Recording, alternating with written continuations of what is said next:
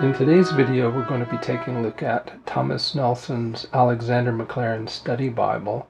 To give you a sense for size, I have it in a stack here with the full color edition of the NKJV Study Bible, also from Nelson, and the ESV Study Bible from Crossway. It appears to my eye to be a bit thinner, and it also has less study material than either of the other two. We'll begin by taking a look at the slipcase. There is no box. My copy here is the thumb indexed edition. Here's the side and the back, where they refer to Maclaren as the Prince of Expositors. He was a Scottish preacher, Baptist, lived from 1826 to 1910. Features include the 66 book. Each of the 66 books has an introduction, 1,400 study notes, 380 Christ connection and life application notes, 209 passage outlines. We'll look at some of these, and 8 essays. Try to keep the glare off what I'm looking at here. Here is the ISBN. The book is 9 5/8 inches tall, is 6 11/16 inches wide, and it's 1.84 inches thick at the spine. The text is arranged in 2 columns in a paragraph format.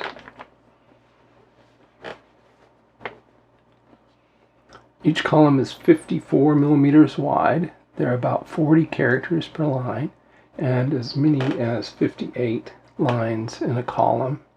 The page dimensions are 234 millimeters by 160 millimeters. That equates to 9.21 inches tall, 6.3 inches wide. The margins at the top of the page, from the edge of a capital letter to the top of the page, ranges from 15 to 16 millimeters. I didn't see a lot of variation there. It seemed fairly consistent. The inner margin is about 15 millimeters. For those of you more familiar with inches, they're 25.4 millimeters to an inch. So 15 millimeters is 3/5 of an inch. The outer margin is 12 to 14 millimeters, so that's about half an inch. And the bottom, it's 8 to 10, so about 2/5 of an inch. The book title, contents, and page number are all at the outside top of the page, with the page number in blue. The beginning of a new chapter is indicated by a large numeral that spans about 2 lines in blue. There are no page top headings, but there are in-text headings. These are in blue capital letters. They're about 9.5 points in height, and sometimes parallel passages are listed. I'll find one of those to show it to you. Here's one on the opposite page, Submission to Government, and it shows Romans 13, 1 through 5 as a parallel passage. Below that we have Submission to Masters, which shows Isaiah 53, 7 through 9 as a parallel passage. There are center column references and text and translation notes. This appears to be the full NKJV set. For instance, if you look here at Galatians 2:8, you'll see the note on cheat that says plunder or take you captive. That's the literal rendering. That's often absent in NKJV editions. Books of the Bible do begin on a fresh page, and in fact, they have a book introduction. Each one does, which talks about the author, the time at which it was written, key verses, and a section on theme. The introduction to 2 Peter says that the traditional position of Petrine authorship overcomes more difficulties than any other option, and it says it was written just before the apostle, that is Peter's death, probably from Rome. The introduction to the book of Daniel suggests strongly that Daniel was the author, and gives the time of composition as being in the era Daniel was said to have lived. Book introductions are in a roughly 10-point font. In the New King James Version, words that the translators add for clarity, such as there in this position, which do not map to words in the original languages are put in a special font, an italic font here.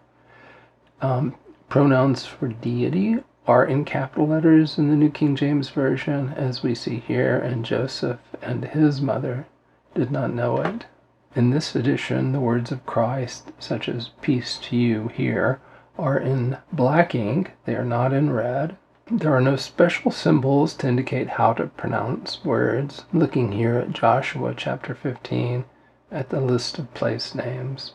And so this edition is definitely not self-pronouncing.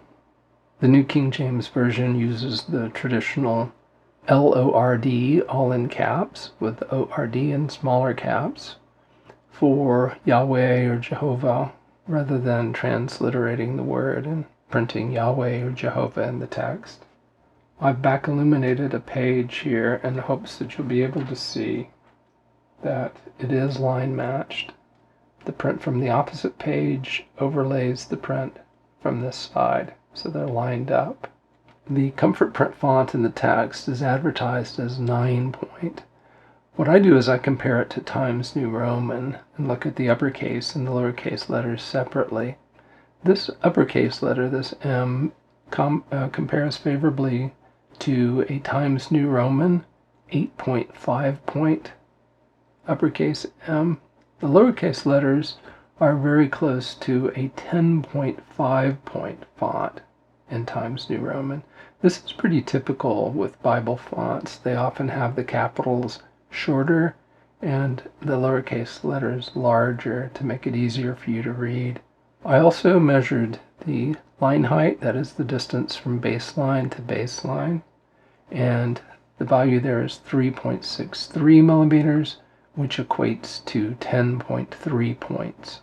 The print non-uniformity, that is the fading of the print, is minimal and rare. This is about as extreme as I've been able to find it, and I'm not even sure that you can tell this on the camera, but this page is slightly lighter than this page. The page on the left is a bit bolder and darker.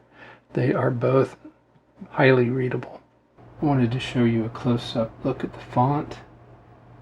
It's very attractive in my eyes, and I like the line spacing. That is easy on eye strain. I'll bring over now a couple of other volumes, 2 more study Bibles for font comparisons. So on the right is the Maclaren Study Bible. On the left is the New King James Version full color edition. Considerably wider column on the left with a smaller font. Both, I believe, have the same comfort print font, but darker and larger in the Maclaren. Now on the left, I have brought in the ESV Study Bible. The font seems comparable in size, but perhaps just a hair smaller in the ESV. It is also a single column Bible, so the column on the left is much wider than that on the right. I measured the thickness of the paper. Each sheet is 41.1 micrometers thick. I estimate on that basis that the paper weight is 38 GSM. The surface is slightly reflective. There is a bit of waxiness to it, but it isn't very bad. You may be able to see a bit of that sheen here in the gutter. The color is very nearly white. If we look in the gutter, we can see kind of a pink tinge to it. And there is show-through, but it is not distracting. To give you a sense for the opacity of the paper, we're looking here at the introduction to the book of Genesis. This is the theme paragraph. Now I'm going to pull over the Old Testament title page, so look right below the Old Testament title, and that gives you a sense for how opaque this paper is.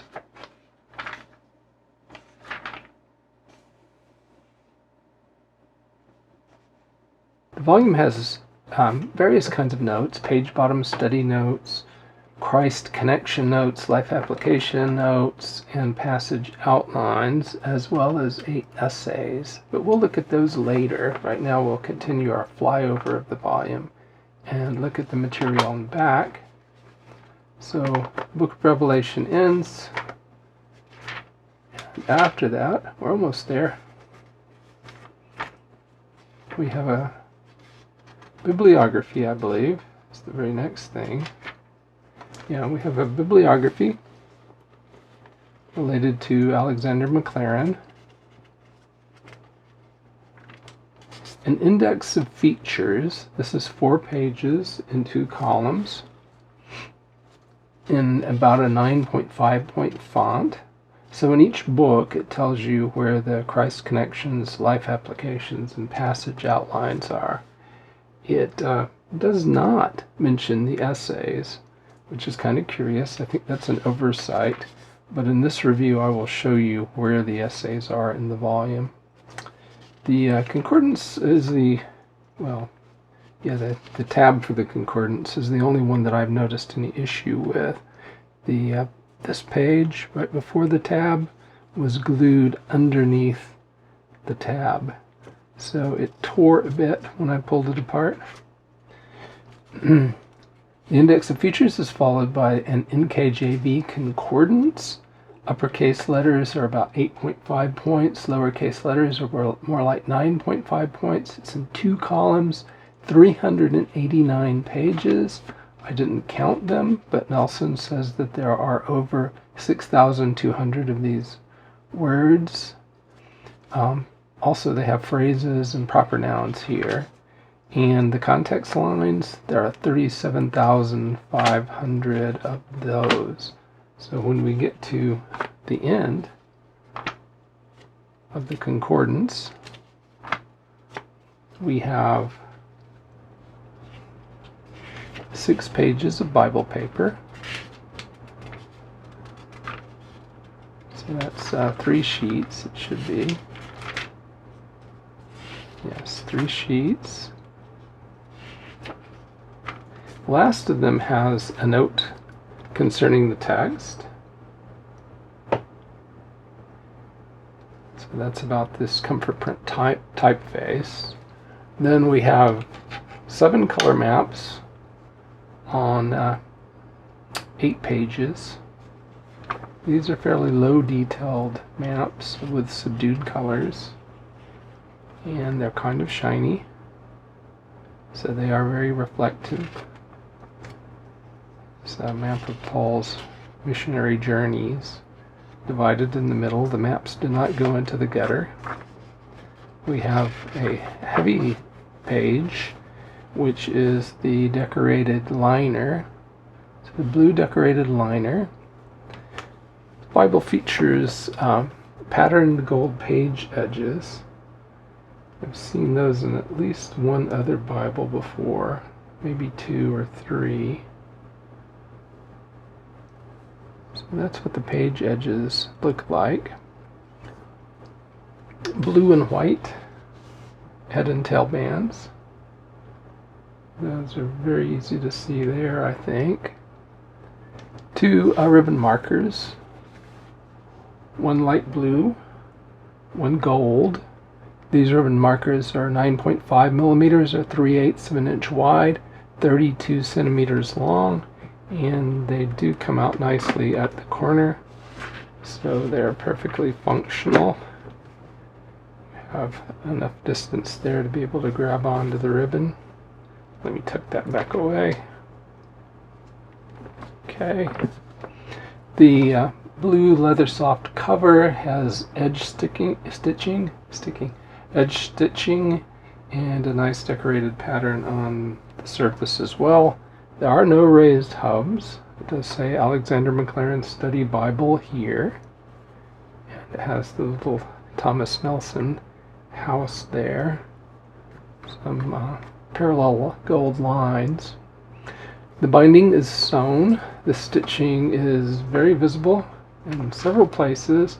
One that I found that I think I'll be able to show you is between maps 4 and 5 here. So let's try to create a little more shadow, more contrast, and perhaps you can see them there. So there's one right above my finger here and here. 3, 4, 5, so I see 5 lines of stitching. The volume lies open here in Genesis, but not quite flat.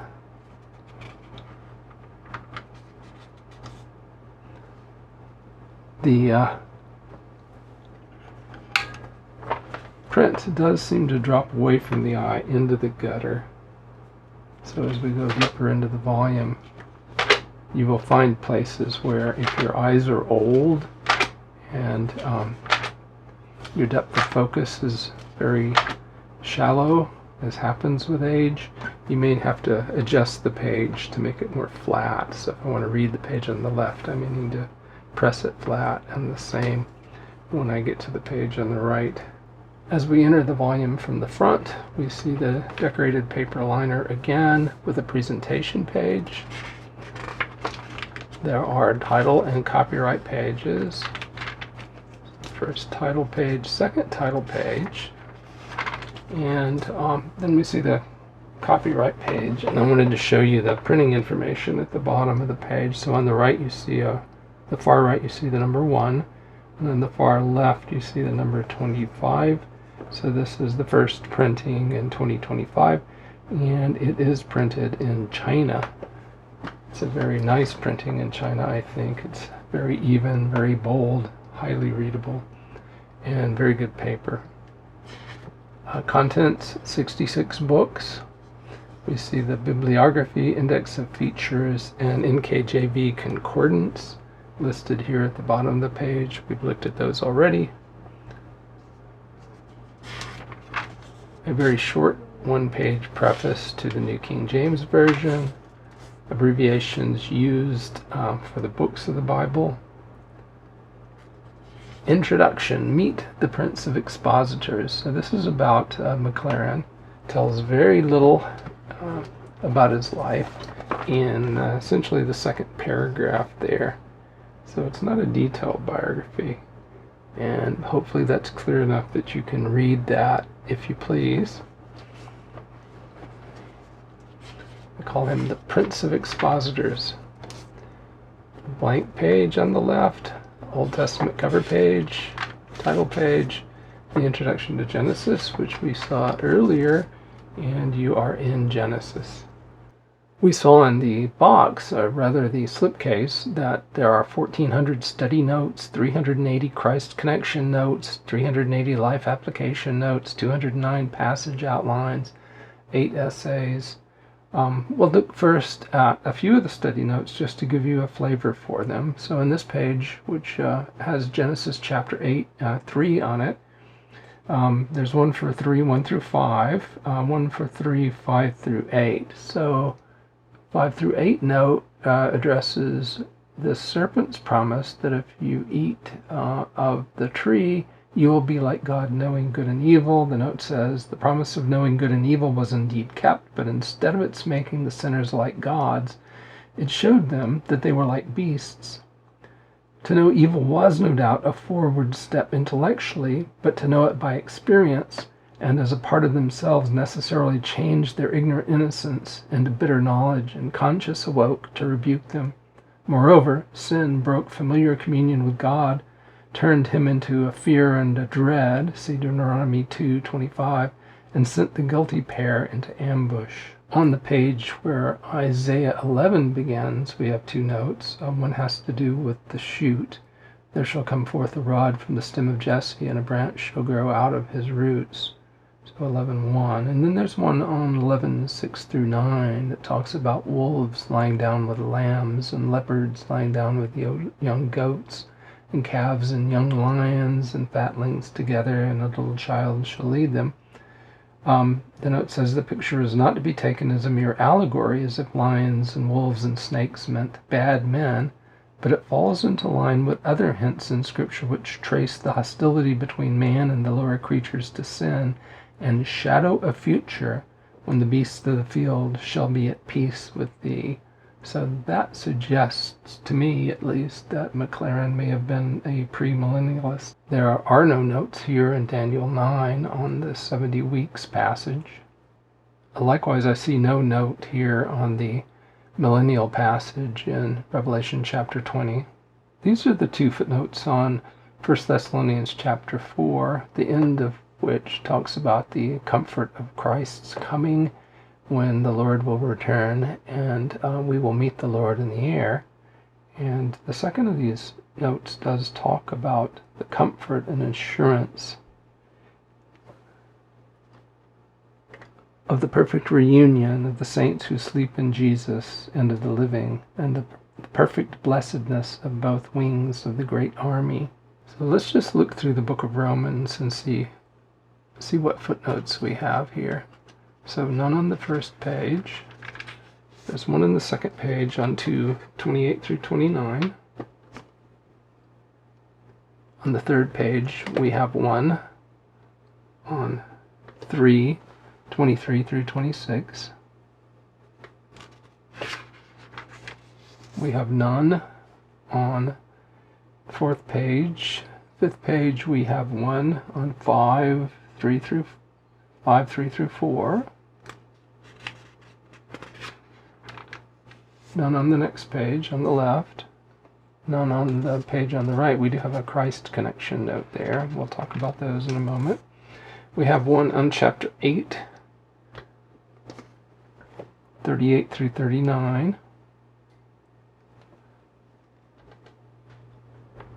One on 9, 19 through 24. None on the next page. None on the following page. One note on chapter 12, 4 through 8. No notes on the next page.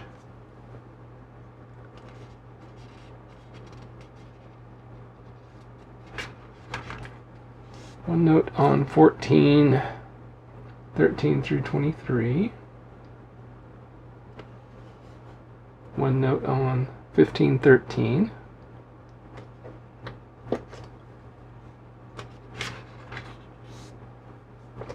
And no notes on the end, the final chapter of Romans. Here's the note on 1 Corinthians chapter 13, the love or charity passage. And these notes are about in a 7 to 7.5 point font, 7 points for the uppercase letters, 7.5 points for the lowercase letters. Even though I have rather old eyes, I think because I am so nearsighted, I'm able to read this fairly well. So here's the note on baptism at Acts 2:38, which some of you may find interesting. So we'll leave it up there just for a second for you to read it. Let's look at a couple of the Christ connection notes. This one's on Genesis 47:12, which is right here above the passage. Then Joseph provided his father, his brothers, and all his father's household with bread according to the number in their families. These notes, Christ connection notes, of which we're told there are 380, are in a font that is about 8 points. You might have thought that there would have been a Christ connection note at a passage like this. The scepter shall not depart from Judah, nor a lawgiver from between his feet until Shiloh comes. I do not see one, and the study note at the bottom of the page doesn't seem to address that passage either. I thought there would be a Christ connection note here. It's Psalm 2, and the passage that says, "You are my son, today I have begotten you," but there is not one there either. Nevertheless, there are numerous Christ connection notes in the Psalms. Here's one on Psalm 61, 6 through 7. One at Psalm 85, 10 through 11. Here's one on Psalm 105, 14 through 15. And I was very happy to see one here at Psalm 110. And happily, there is also a Christ connection note at Isaiah 53. The life application notes are similar to the Christ connection notes in font and format. Here's one at Acts 2:3. To give you a flavor for their character, here is one at Ephesians 2:19 through 22. Very short, just a couple of sentences, maybe 3. I've just gone to the opposite page, and we're looking at the life application note on Ephesians 3:18 through 19. So hopefully that gives you a sense for what you should expect from life application notes. On the same page, we have a passage outline. These are in about a 7.5 point font. I think they're just a bit smaller than the life application notes. And so here is a sample passage outline, of which we have 209 according to the sleeve. This is the outline of Ephesians 3:20 through 21. And this is the passage outline for Philippians 1:12 through 20. We'll look next at the essays. There are 8 of these. The first one is here on page 116 in Leviticus, How to Apply Biblical Law. It is in about a 9.5 point font, and it seems rather dimmer, fainter than the print in the Bible text itself, which is dark and bold. The second one is in Ruth on page 310, How to Apply Biblical Narratives. The third of these essays is on page 711 in the Psalms, entitled, Why Did Maclaren Regard the Bible as Unique? The fourth is in Proverbs on page 736, How to Apply Biblical Wisdom. The fifth is in Isaiah, What is the Significance of Christ's Death? And it's found on page 829. The sixth is on page 1112, in the book of Habakkuk, How to Apply Biblical Prophecy. The seventh is on page 1284 in the book of John, Why is it vital to cultivate one's relationship with Christ? If you hear a strange noise in the background, that is my cat bathing. And the eighth and last one is on page 1436, Why did Maclaren regard the Bible as unique? And yes, it appears at least to be the same title and the same article, same essay as we saw back on page 711. Before we close out the video, let's take a look at these thumb indices. They seem, by and large, to be very well done. Certainly easy to read. I haven't noticed any problems with them at all, except with that one place that I mentioned earlier in the Concordance. They're rather attractive, they're functional, easy to use, and I'll show you that issue with the Concordance page again. So here, apparently there was a bit of glue that crept out to the side of the Concordance tab and glued to this page, the following page. So, had I been more careful, I would have used an X-Acto knife and cut it more clearly. So, let's move to the conclusion.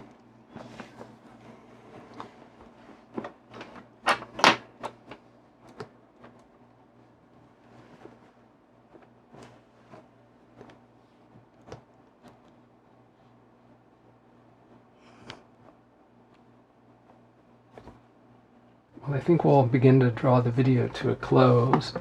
I like the way this Bible feels. I think it's very attractive, but it just feels good in the hand as well. It has very nice paper.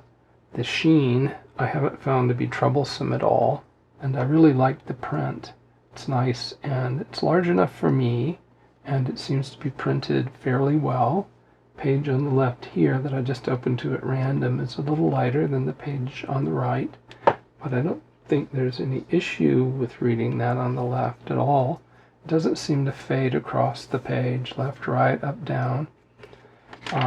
The notes seem sparse. I think if I want to study Bible, I would prefer to have much more in-depth information than you have here. The pages are decorated very nicely. I think the ribbon markers are handsome. The binding is a sturdy sewn binding. The leather soft, as I mentioned, it just feels very good in my hand. And I really like the way the paper feels as well. Don't have much else to say, so I want to thank you very much for watching. Remember to like the video if you do like it. Remember to subscribe to the channel if you haven't subscribed. And thank you for watching.